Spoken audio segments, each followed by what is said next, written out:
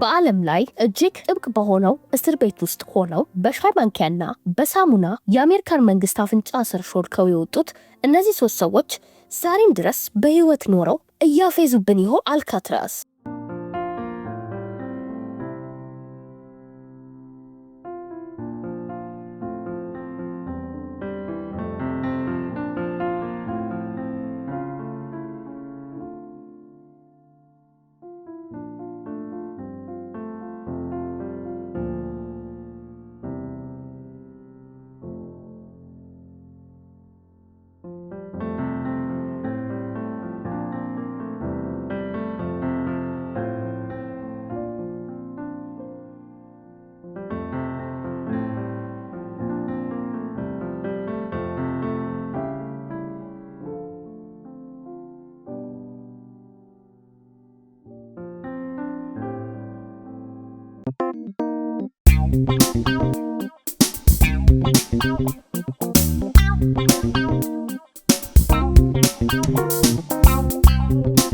በዓለም ላይ እጅግ ጥብቅ በሆነው እስር ቤት ውስጥ ሆነው በሻይ ማንኪያና በሳሙና የአሜሪካን መንግስት አፍንጫ ስር ሾልከው የወጡት እነዚህ 3 ሰዎች ዛሬም ድረስ በህይወት ኖረው እያፌዙብን ይሆን? አልካትራዝ ስሙ ስትሰሙት ምን ይታያቸዋል? ቀዝቃዛ የብረት ወንፊት፣ የማይጋሰስ የኮንክሪት ግድግዳና በዙሪያው የሚያገሳ የፓሲፊክ ውቅያኖስ?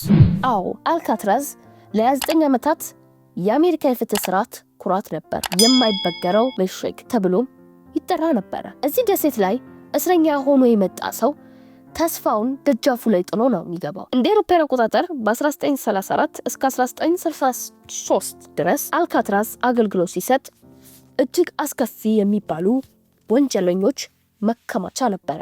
ግድያ፣ ዝርፊያና በተደጋጋሚ ከእስር ቤት ማምለጥ ልማድ የሆኑባቸው ሰዎች እዚህ ይመጣሉ። የደሴቱ መገኛ በራሱ ትልቅ እስር ቤት ነው። ከሳን ፍራንሲስኮ የባህር ጠረፍ 1.5 ማይልስ ርቀት ላይ የሚገኝ ሲሆን በዙሪያ ያለው ውሃ ቅዝቃዜው አጥንት ይሰብራል። በዚያ ላይ ደግሞ የባህር ሞገዱ እጅግ ኃይለኛ ከመሆኑ የተነሳ ዋናተኛ ነኝ የሚል ሰው እንኳን ከ10 ደቂቃ በላይ ሊቋቋመው አይችልም። ነገር ግን ታሪክ የሚቀየረው ማንም ባልጠበቀው ቀን ነው። ሰኔ 11 1962 ዓለም እስካሁን ድረስ መልስ ያላገኘለትን ትልቅ እንቆቅልሽ ያስተናገደበት ሌሊት።